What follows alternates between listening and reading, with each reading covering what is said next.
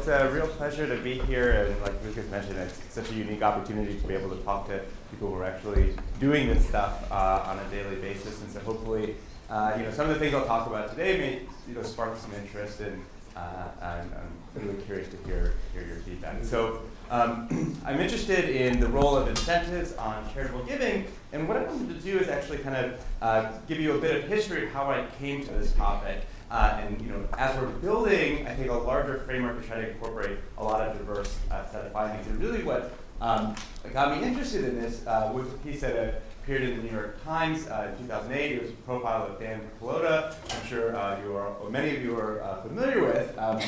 But Nicholas Kristof, who wrote this piece, starts off with what I think is a really interesting question. If a businessman makes a hefty profit while doing good works, is that charity or greed? Do we applaud or hiss? He's talking about Pelota's firm. Pelota, of course, had a organization that did fundraising for major charity drives, so like walks for breast cancer research, AIDS walks in New York, Boston.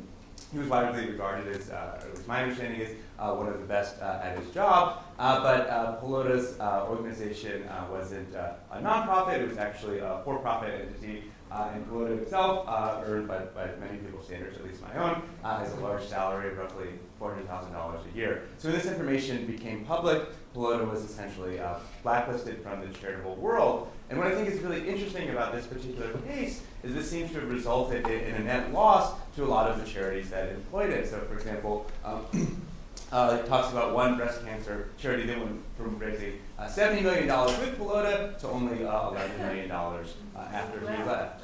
And there's a dilemma here. If anybody saw Yuri Denise's great talk yesterday, I think there's a very similar idea. We have this kind of push and pull reaction. Because on one hand, this seems to be a win-win kind of scenario.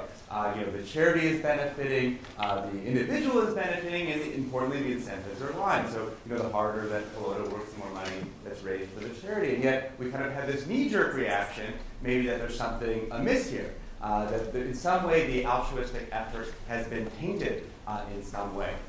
We know there's a large literature in psychology, which I'll talk a little bit more about later, but that kind of distinguishes the domains of helping versus profit-seeking. And so there's some reason to think that maybe people would judge profit-seeking in these altruistic domains negatively. But if we consider that in the Pelota case in particular, if we really believe that Pelota has no substitute, then it's almost as if people prefer a world, or people think negatively of Pelota, people prefer a world in which there's less good done to a world in which there's more good done, but somebody is earning a profit from that. So that led my colleague, Daly Kane, and I to just ask this very basic question, are these cases of tainted altruism perceived as doing worse than doing no good at all? So I'll tell you about one study from that paper. It was based very closely on the Pelota example. So I'll just read this for you. Dan P. works with Rotor Charitable Events. His organization handles the planning, promotion, and execution of major fundraising drives to raise donations for charity. Daniel P.'s organization is a for-profit company. After all the organizational costs have been settled, he and his staff take a percentage of the remaining funds. Therefore, the more money that's earned for the charitable cause, the more profits go to Daniel P. and his staff. Now imagine that you're the head of a large charitable organization, you're planning a fundraising drive, and you need to decide whether or not you'll hire Daniel P.'s company, or instead whether you go with an alternative promoter. And then participants were given a series of binary choices where they were told how much Daniel P. would earn for the charity, and how much he would take for himself or his company would take, and then how much would be raised by the alternative promoter, and how much the alternative promoter would take for themselves. And then what you can see is going on here is in the very first choice, the alternative promoter, what we call strictly dominates Daniel P.'s firm. He is both earning more money and taking less, but then you can see as you go down these subsequent choices here, now Daniel P. is earning more money for the charity, but is also taking a larger proportion. And so what we hypothesize would happen is initially people would start off choosing the alternative promoter, and then at some point they would switch and say, well, Daniel P. is earning so much for the charitable cause, then I would go with him. So we're kind of curious, what's the inflection point, the point at which people go from choosing the alternative promoter to Daniel P.'s firm, and this gives us an estimate of kind of how much money are people willing to forego to, in some sense, punish profit-seeking in this charitable case. Was the other organizer for-profit or not-for-profit? I wasn't... Oh, we didn't specify at all. And why did you go for Daniel P. in another one rather than just organizer A and organizer B? I mean, was there... So I'll show you I was just wondering whether there was a lot of coverage of the case and whether that was influencing... Yeah, so I have one more condition, which I hopefully will address some of those concerns. So it was identical in every way except for being a charitable fundraiser, he was a corporate fundraiser. So all the language was kept exactly the same. But now instead of raising money for charity, he's raising money for a corporate event. So this is the only language that changed across the two scenarios. So concerns about the specific individual or those kinds of details, which were just stylistic choices, I think are addressed by kind of this tight comparison. Okay, so people are making the same choices now in this corporate case, and what we found is that, sure enough, people were willing. So this is choice of Daniel P. Over the alternative promoter. Participants were significantly less likely to choose Daniel P. In the charitable case than in this corporate case. If we look at the inflection point, the point at which people go from choosing the alternative promoter to Daniel P., we see that on average, people are willing to forego about $50,000. I wouldn't make too much of these specific numbers, but about $50,000 in this corporate case. So there's some kind of punishment of price gouging, but that number is much larger in the charitable case. And so this turns out to be a significant difference of around 11%. We also asked some follow-up questions just to rate, how moral, ethical do you approve of Daniel P.'s actions, also the extent to which they thought this person's action made the world a better place.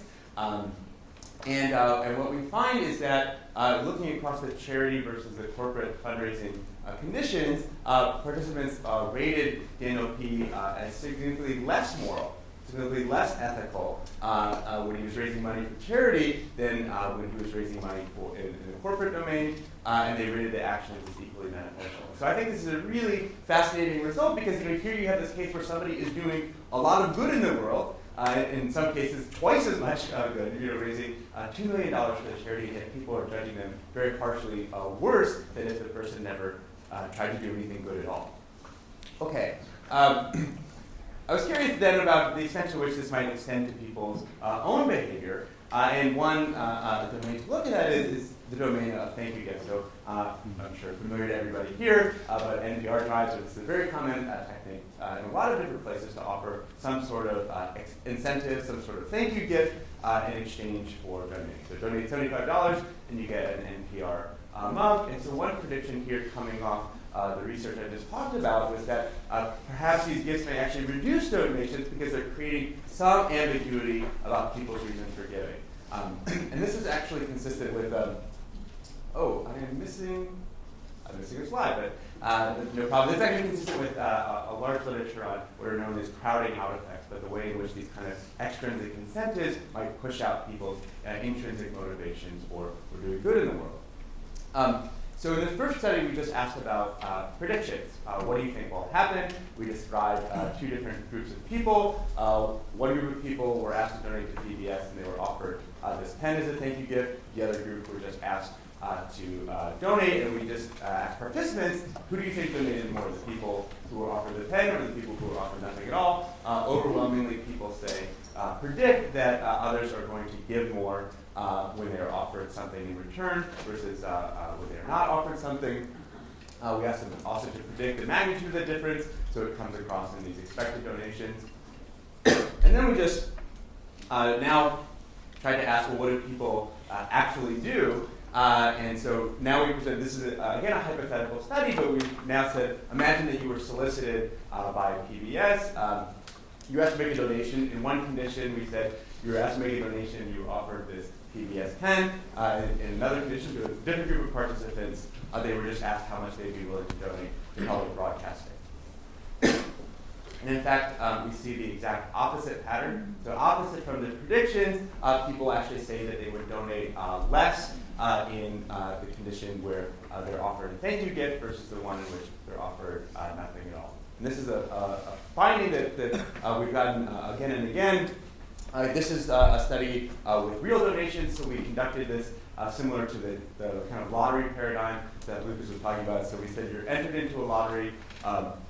for $100 in exchange for participating in this study. If you're selected as a lottery winner, how much would you like to allocate to a charitable organization? In this case, it was Save the Children. In one condition, participants were offered a thank you gift. So if you make a donation, you're going to get this lovely Save the Children tote bag. In the other condition, they were just asked to donate. And then we selected lottery winners and paid out the donations accordingly, contributions accordingly. And so what we find again in this scenario, participants are willing to donate more in exchange basically for nothing than when they are offered this thank you gift. Now, Michael Chow, I think, has a talk later on today showing similar types of effect in the field. We also asked a bunch of follow-up measures: how wealthy people perceived the charity to be, how important the charitable cause was, how efficient the organization was, what percentage they donated to overhead costs, how appealing the offer was. I don't think there's much information here, but that's basically the only place in which we find a difference between these gift versus the thank you gift versus no gift condition. So it doesn't seem to be these kind of inferences about efficiency of the organization or something like that that's driving the difference. Okay. So like I said before, this is consistent with the large literature on crowding out effects. However, there's an opposite finding in the literature which shows the effectiveness of charitable purchases. And so this was really kind of problematic for me, and I spent a lot of time trying to say, well, how can we reconcile these two patterns of data? And we actually wound up, Jennifer Savory, who's a graduate student at Yale, and myself kind of wound up going to a very similar theoretical place as Sylvia and her colleagues did, in appealing to this kind of fundamental difference between market exchange types of relationships versus more social communal relationships. So I won't kind of rehash all of that, but the basic prediction here is that incentives and the role of external incentives is going to have a very different effect depending on the type of domain that's considered. So specifically, when you have an offer that's framed as a donation, then offering some type of extrinsic incentive, like a thank you gift, might actually undermine that intrinsic motivation. It seems it's somehow violating this kind of communal domain that's been activated. But when a similar offer, or potentially identical offer, is framed now as a purchase, we thought that perhaps there isn't going to be a norm against receiving something in exchange. And in fact, people might actually evaluate this as a type of win-win.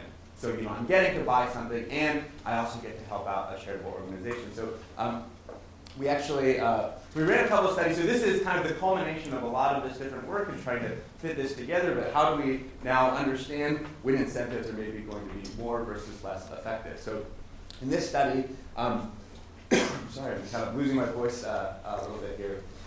We asked people to donate $3 to a charitable cause. It was a children's hospital in Detroit.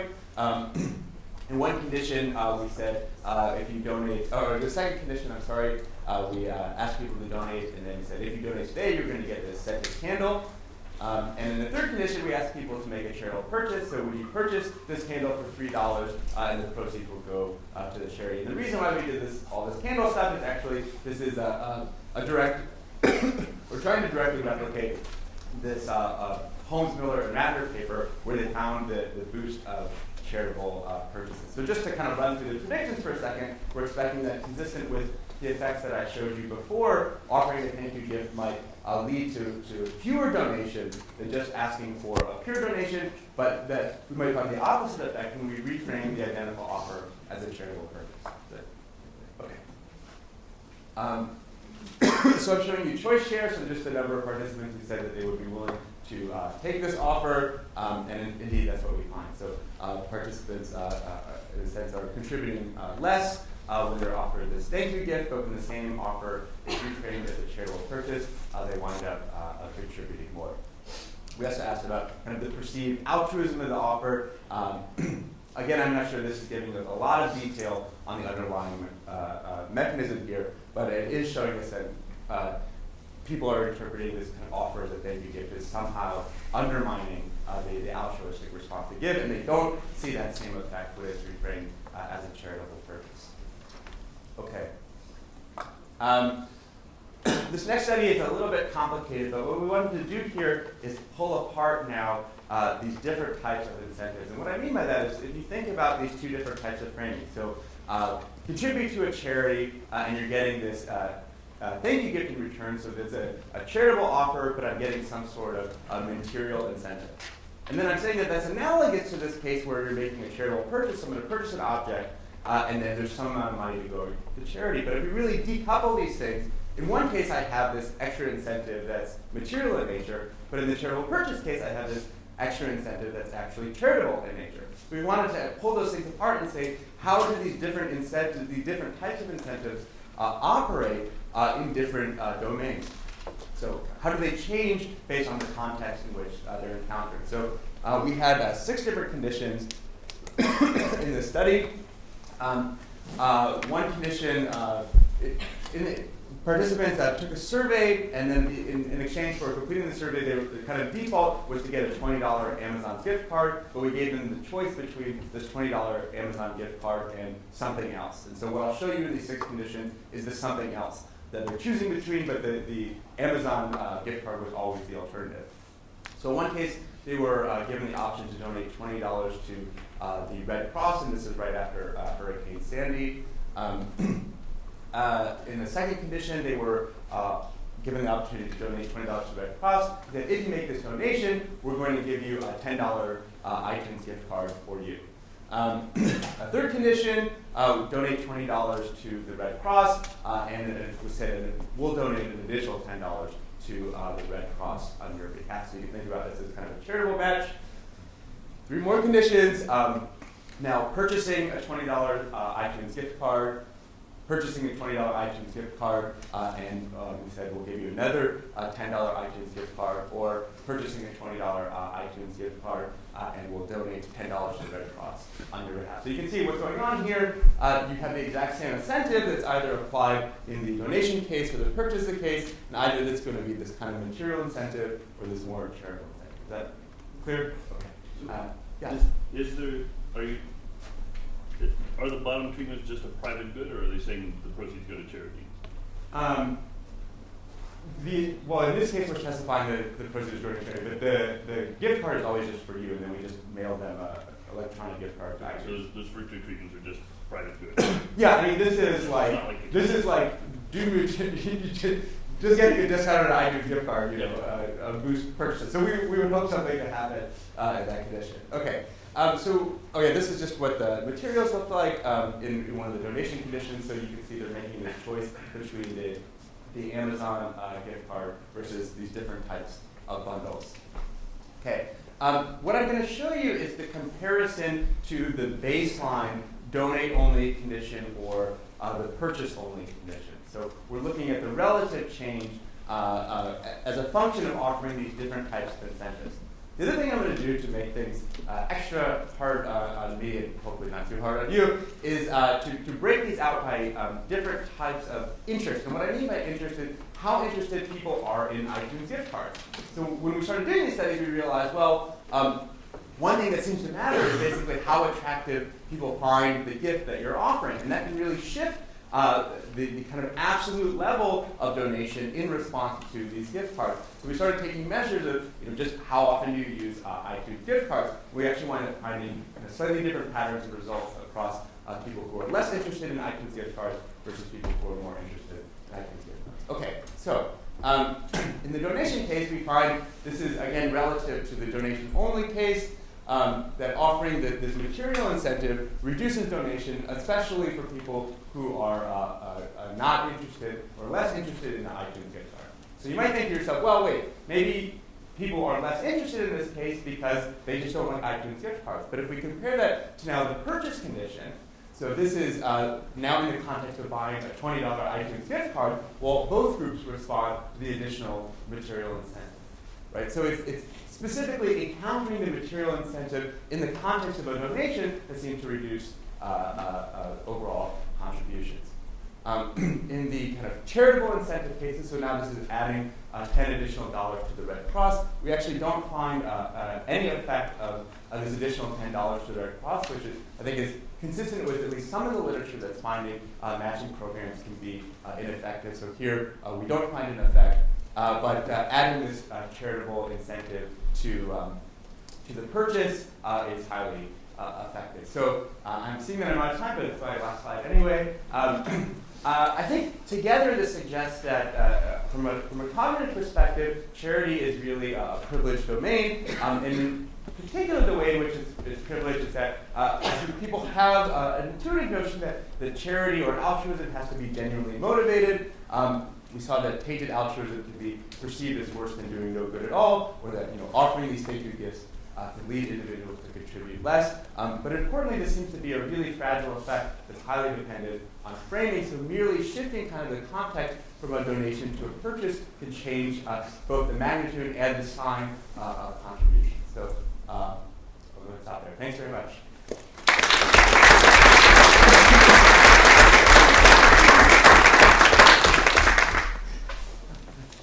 Yeah, as a practitioner, if I could, it's up to me to make the case that more money enables me to do better good, regardless of what I'm paying to accumulate money.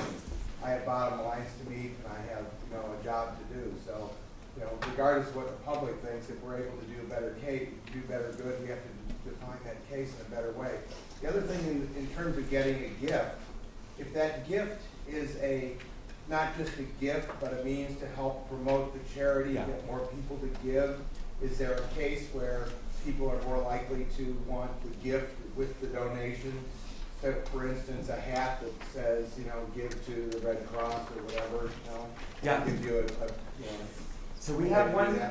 So to your point, we have one study in the paper on the thank you gifts where we kind of reframe the purpose of the gift. So in one case, we're offering them a tote bag. We said, hey, this is great. You can take it shopping. In the other case, we say, this is great because of the logo of the charity print on the side, and so when other people see it, it's going to raise awareness for the cause. There we find that just attenuates the negative effect, but it doesn't actually increase the overall level of contribution. So maybe from a practitioner perspective, all the money that you would have spent on tote bags in that particular study might not have been effective. You have a question? I just wondered about, are you aware of any brain research that shows that this charity as a different domain is because our responses to charitable giving and the needs of others come from a different part of our brain than some analytical part of our brain that's more purchase or value or transactionally oriented? Yeah, I don't know specifics. I know, there's some wonderful work showing the way in which just giving can boost happiness. I believe that there's some neuroimaging studies that link it to emotional centers like the amygdala, but maybe some of the other speakers will have more information on that. Can I ask about also the incentives? And I think what I was curious about, the difference I saw between the NPR case and your study is that in the NPR case, the $75, the value of the gift and the value of the incentive are very different, right? A coffee cup probably is valued to most people at $3 or $4. Yeah. Versus in your case, I would guess the scented candle is probably valued close to the value of your gift. Do you think that if you chose something that was a much lower value to the person, it would change any of your results? Have you looked at any of that? So there's two different issues. One is I interpreted the last part of that question as how attracted to you, how attracted to the item are you?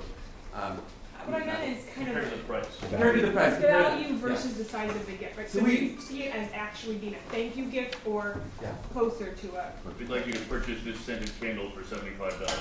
Yeah. So I think what's going on there is so I'm talking. I think the work here suggests this sort of halo for charitable purchases. I'm guessing that, and we haven't looked at this directly. What goes on in that case when it's a $75 amount? You're like, oh, right, this is a donation. Right. Clearly, I'm donating a lot of money, and so then you might reconstrue it as a donation, and potentially you might get negative effects there. I don't know. Yeah. We've actually experienced that where there's not enough of a gap between the value of the gift, the amount of the gift, and the retail value, if you will, of the prize. Because we joke, we have a prize closet that has all this stuff that's never going to see the light of day because we had such pushback from donors previously when we've done that. Yeah. So what you've described is at least consistent from what we've seen, but I think the issue of what's the trinket worth retail versus the amount that they're getting with it, I think that's kind of the NPR approach. Yeah. Did you have any treatments where you asked somebody to purchase something for a price that was, ridiculously high and said the person could give it to charity? Or, No.